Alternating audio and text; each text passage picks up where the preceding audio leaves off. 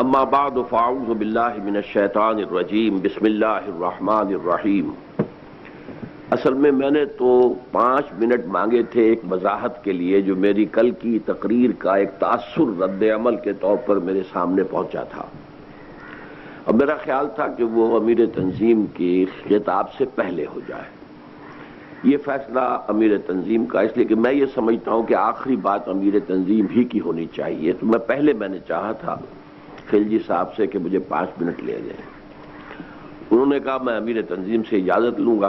وہ اجازت میں مزید گڑبڑ یہ ہو گئی کہ وہ اجازت ایک بعد کی ہوئی، نمبر 1، اور نمبر 2 یہ کہ دعا بھی پھر میں مانگوں۔ وہ جو وضاحت ہے، اس وضاحت کے بیان کرنے سے پہلے میں ایک لطیفہ آپ کو سنا دوں۔ ہمارے ایک دوست تھے، اب فوت ہو گئے ہیں، میاں منظور الحق، بہت بڑے کاروباری آدمی تھے، ٹینری تھی بہت بڑی ان کی۔ وہ ایک دفعہ گئے، یہ کافی پرانی بات ہے، وہ جو سیکریٹری انڈسٹری تھے، کوئی کام تھا ان سے، وہ بنگالی تھے، تو چپڑاسی بھی تھا، وہ چپڑاسی سے کوئی غلطی ہوئی تو وہ بنگالی سیکریٹری صاحب نے انہیں بہت سختی سے ڈانٹ دیا۔ اب اس کا بیچارے کا منہ اتر گیا اور وہ باہر چلا گیا۔ اس کے بعد گفتگو کر رہے تھے، میاں صاحب سے اچانک خیال آیا، روب جاستی پڑ گیا، یعنی جاستی آپ سمجھتے ہیں یہ بنگالی میں زیادہ کے لیے۔ اسے خیال آیا کہ میں نے جو زیادہ ڈانٹ دیا ہے تو روب جاستی پڑ گیا ہے اس پر، تو اس کو بلایا اور پھر یعنی اپنی خندہ پیشانی کے ساتھ اس سے کہا کہ بھئی یہ کام کر لو، تاکہ اسے اندازہ ہو جائے کہ وہ غصے کی کیفیت ختم ہو گئی ہے۔ تو میں سمجھتا ہوں کہ میری تقریر سے بھی کل روب کچھ جاستی پڑ گیا ہے۔ تو اس حوالے سے میں وضاحت کرنا چاہتا ہوں کہ دیکھیے، ہم جب مطالبہ کریں گے تو ہم تو آپ کو آخری اونچی منزل دکھائیں گے۔ نصب العین کیا ہے، کہاں پہنچنا ہے۔ اب یہ کہ کون کہاں تک پہنچ سکے گا، یہ انفرادی محنت پر ہے، انفرادی مشقت پر ہے، مزید برآں شاکلہ پر بھی ہے۔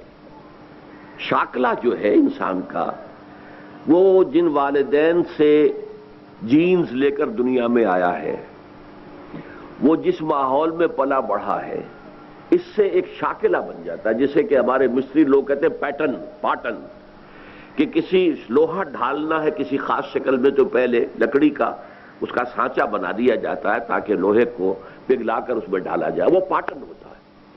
تو ہر انسان کا ایک پیٹرن جو ہے، انگریزی میں اسے پیٹرن کہتے ہیں، وہ ان کے جو مستریوں کی زبان پاٹن ہے، تو وہ پاٹن بنا ہوتا ہے، اس سے آگے نہیں نکل سکتا آدمی۔ حضور نے اسی لیے فرمایا کہ خیارکم فی الجاہلیت خیارکم فی الاسلام۔ الناس کالمعادن، انسان جو ہے وہ معدنیات کے مانند ہے۔ ایک سونے کی معدنیات ہے تو اس کو صاف کریں گے تو سونا بنے گا، ایک چاندے کی معدنیات ہے، چاندی، اسے کتنا ہی صاف کر لیں چاندی بنے گی، سونا تو نہیں بنے گا نا، وہ تو معدنیات کا ہے۔ تو ہر انسان جو ہے وہ ایک خاص قسم کی معدنیات لے کر دنیا میں آیا ہے، لیکن اس کے سامنے جو ہے آئیڈیل ہمیں رکھنا ہوگا، یہ ہے منزل، ادھر تمہیں آگے، اور پروگریس کرے گا انسان اپنے پیٹرن کے اندر، اس سے نکل نہیں سکتا۔ nobody can outgrow his skin انگریزی میں کہتے ہیں۔ میں اور موٹا ہو جاؤں، پہلے تھا اب ذرا کم ہو گیا ہوں، لیکن اگر اس سے بھی زیادہ ہو جاتا تو کیا ہوتا، میری کھال اور کھنچ جاتی، وہ کھال سے باہر تو میں نہیں جا سکتا تھا، میں کھال ہی۔ تو اسی طریقے سے انگریزی میں کہتے ہیں you can't outgrow your skin. تو وہ پیٹرن میں بھی انسان رہتا ہے، اسی پیٹرن سے حساب ہے اللہ کے ہاں۔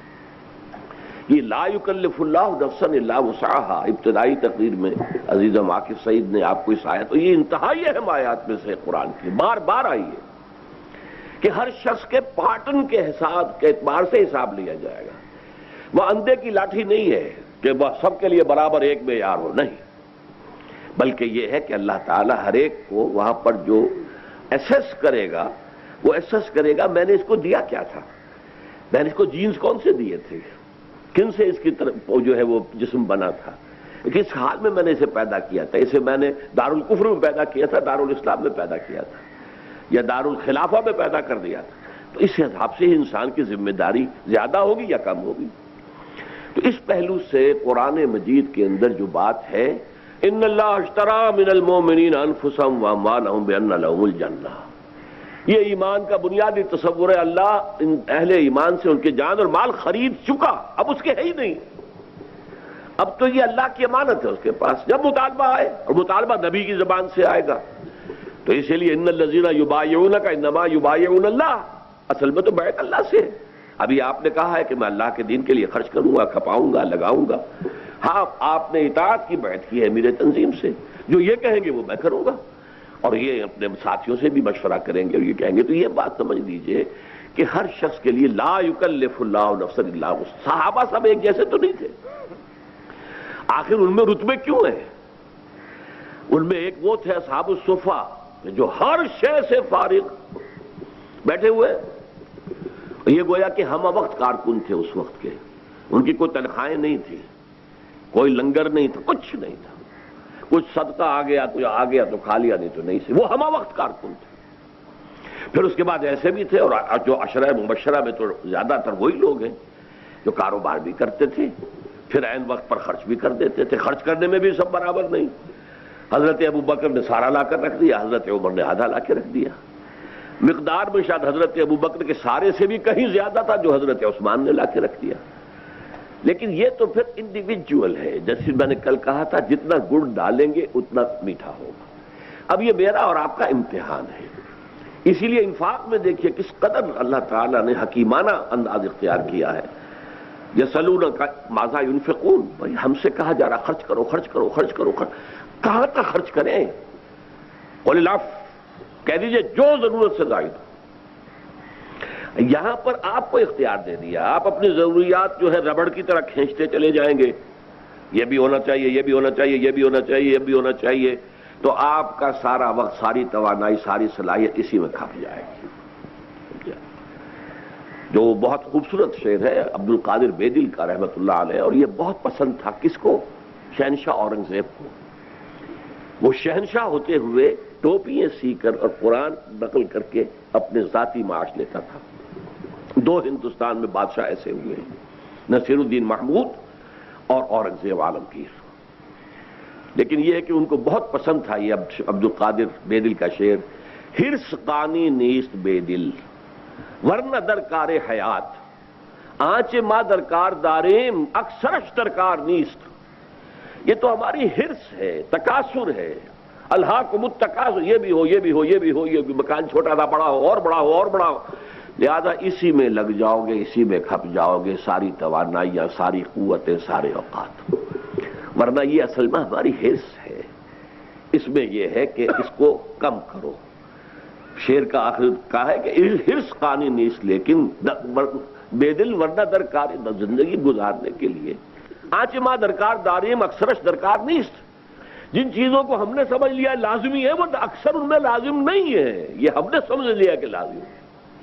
وہ لازم چیزوں کا دائرہ بڑھتا جا رہا ہے، بڑھ کی طرح پھیلتا جا رہا ہے، اور ہماری ساری توانائیاں اسی میں لگ رہی ہیں۔ میرا ذاتی واقعہ ہے، میں اب 28 برس سے ایک مکان میں رہ رہا ہوں، 5 مرلے کا ہے، کیا ہے، وہاں کوئی بیڈ نہیں ہے، جدید کوئی بیڈ نہیں ہے، کچھ نہیں ہے، کوئی صوفہ سیٹ نہیں، کچھ بھی نہیں ہے۔ چل پلنگ ہے جو سن 55 میں بنوائے تھے میں نے، اسی پر میں سوتا ہوں آج بھی، سن 55 کا بنایا ہوا چارپائی، جس پہ پہلے نیوار لگی ہوتی تھی، اب اس کے اوپر ایک پھٹا رکھ دیا گیا، کمر سیدھی رہے آدمی کی۔ تو ڈاکٹر یقین ہے میرے کلاس فیلو، پہلی جماعت سے کلاس فیلو ہیں، وہ ایک دن کہنے لگے کہ میں نے اپنی بیوی سے کہا تھا، اب ان کی ایریا بھی آتی ہے تو اب ان کے ہاں بڑا سا ڈرائنگ روم ہے، یہ ہے، ہمارے پاس کیا ہے، نیچے بس فرش بچھاؤ، آ کے بیٹھ جائے۔ کچھ ایک چھوٹی سی جو ہے وہاں پہ رکھ دی گئی ہے بینچ سی، کوئی بوڑھی عورت آئے یا کوئی، وہ میرا تو کوئی ڈرائنگ روم ہے ہی نہیں، میرا ڈرائنگ روم میرا آفس ہے، جو انجمن کا آفس ہے اسی میں وہی میرا ڈرائنگ روم ہے۔ انہوں نے بہت کہا کہ میں نے اپنی بیوی سے کہا کہ زندگی تو ڈاکٹر اسرار کی بھی گزر ہی گئی ہے نا، گزر ہی جاتی ہے زندگی۔ جھوپڑیوں میں میں تو پھر بھی کم سے کم ایک پکے مکان میں رہتا ہوں، جھوپڑیوں میں بھی تو زندگی گزرتی ہے۔ تو یہ کم سے کم کرنا، سکڑنا۔ البتہ میں کسی کے اوپر بھی کوئی انفرادی حکم کبھی نہیں لگاؤں گا، یہ آپ کی اپنی ہمت ہے، آگے سے آگے بڑھیں، فاستبقوا الخیرات، نیکیوں میں آگے سے آگے نکلے۔ اصولی بات وہی ہے کہ تم اپنی زندگی کو سکیڑو، کیونکہ دھنسے ہوئے ہو، یہاں سے نکلو گے تو پھر یہ ہے کہ کچھ کر سکو گے، ورنہ کچھ نہیں کر سکتے.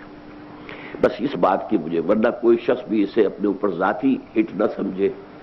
بہرحال ہر طرح کے ساتھی تھے، ایسے بھی تھے حضرت عمر، انہوں نے ایک اپنے صحابی ساتھی کے ساتھ طے کر لیا تھا، ایک دن دکان پر میں بیٹھوں گا، تم حضور کی صحبت میں گزار لینا، دوسرے دن تم بیٹھنا، میں جا کے حضور کی صحبت. اب ایک تو ہے اصحاب صفہ، ہمہ وقت بیٹھے ہیں، انہوں نے آدھا آدھا کر لیا. کچھ لوگ کاروبار کرتے تھے، پیسے جمع بھی کرتے تھے. حضرت عثمان کے پاس اگر نہ جمع ہوتا تو اتنا کچھ کیسے لا کے دے دیتے، لیکن نیت یہ تھی کہ جب وقت آئے گا سب حاضر کر دیں. تو یہ مختلف مزاج ہے، مختلف طبائیں ہیں. میں نے مختلف طریقوں پر اس کو پہلے بھی بیان کیا ہے. ہندی فلسفے کے اندر، ہندو فلسفے میں اللہ تک رسائی کے 3 طریقے بتائے گئے ہیں. ایک ہے جنان مارگ، معرفت کے ذریعے سے اللہ تک پہنچنا. یہ عقلاء، فلاسفہ، حکماء، ان کا راستہ. ایک بھکتی کے راستے سے اللہ کے راستے پر، نیکیاں، ذکر، مراقبے، تپسیائیں، یہ بھکتی ہے. اور ایک ہے کرما مارگ، وہ کیا ہے؟ آدمی کوئی فعال ہے، کاروبار کر سکتا ہے، کرے کاروبار، لیکن اس سے اپنی اٹیچمنٹ ختم کر دے. یہ ڈیٹیچمنٹ جو ہے یہ اس کرما مارگ کی شرط اول ہے ان کے ہاں فلسفے میں، کہ کوئی نفع ہو رہا ہو تو خوشی ہو رہی ہے، کوئی نقصان ہو رہا ہے تو دل جو ہے بیٹھ رہا ہے. نہیں، یہ نہیں ہونا چاہیے. اور تم یہ سمجھو کہ جو کچھ کما رہا ہوں اللہ کے لیے کما رہا ہوں، جب وقت آئے گا پیش کر دوں گا. تو کوئی حرج نہیں ہے. کوئی شخص کاروبار کر رہا ہے، اس میں اللہ نے اسی کی صلاحیت رکھی ہے. وہ جنان مارگ کی طرف نہیں جا سکتا. بھکتی مارگ سے بھی اس کی، وہ جو ہے فارسی کا بھی بڑا پیارا شعر ہے، سنما رہے قلندر سزدر بمن نمائی، کہ دراز و دور دیدم رہو رسم پارسائی. یہ پارسائی جو ہے نیکی ہے، یہ کرو اور وہ کرو، اور جس کا کافی درس جو ہے آپ کو اذکار اور نوافل کی شکل میں ملا ہے. تو ایک شاعر کہتا ہے، اللہ مجھ سے یہ لمبا راستہ تو طے نہیں ہوتا کہ دراز و دور دیدم رہو رسم پارسائی، سلما رہے قلندر سزدر بم. مجھے تو کوئی قلندرانہ راستہ بتا دے کہ بس تیرا ہو جاؤں اور تیرے ہی لیے، تیرے ہی عشق میں، تیری ہی محبت میں بس اپنی زندگی لگا دوں. تو یہ ہے مختلف مزاج اللہ تعالیٰ. اب دیکھیے ہم نے جو کام شروع کیا ہے یہ اصل میں کار رسالت ہے، یہ کار رسالت ہے. اسی لیے ختم کا لفظ نبوت کے ساتھ آیا ہے، رسالت کے ساتھ نہیں آیا. نبوت محمد کے انتقال کے ساتھ ختم ہو گئی، دروازہ بند صلی اللہ علیہ وسلم. رسالت تو جاری ہے، آج بھی رسالت محمدی کا سلسلہ جاری ہے، صرف بائی پروکسی ہے. پہلے حضور خود کر رہے تھے، آج حضور کے امتی جو بھی، اور یہ حضور نے خبر دی ہے، میری امت میں ایک گروہ ہمیشہ ضرور قائم رہے گا کہ جو اس کام کو کرتا رہے گا. اسی لیے جو حدیث میں آتا ہے بلغوا عنی ولو آیا، عنی آن مائی بہاف، جو بھی تم تبلیغ کرتے ہو قرآن کی آن مائی بہاف ہے، یہ میری تبلیغ ہو رہی ہے تمہارے ذریعے سے. تو اس اعتبار سے یہ کار رسالت ہے جس کے لیے ہم جمع ہوئے ہیں. اس کے لیے منہاج رسالت ہے کہ جو ہم نے اختیار کیا ہے. اللہ تعالیٰ آپ سب کو بھی توفیق دے، مجھے بھی جب تک زندہ رکھے ابھی توفیق دیے رکھے. اب دعا مانگ لیجئے. ہاں کچھ لوگوں نے بہت زیادہ یہ دعاؤں کی یہاں پر ہیں. ہمارے ڈاکٹر عبد الخالق جو ہیں وہ اس وقت یہاں بیٹھے نظر نہیں آ رہے. ان کے والد صاحب جو ہیں پروفیسر احمد شفیع، ان کا انتقال ہوا ہے حال ہی میں.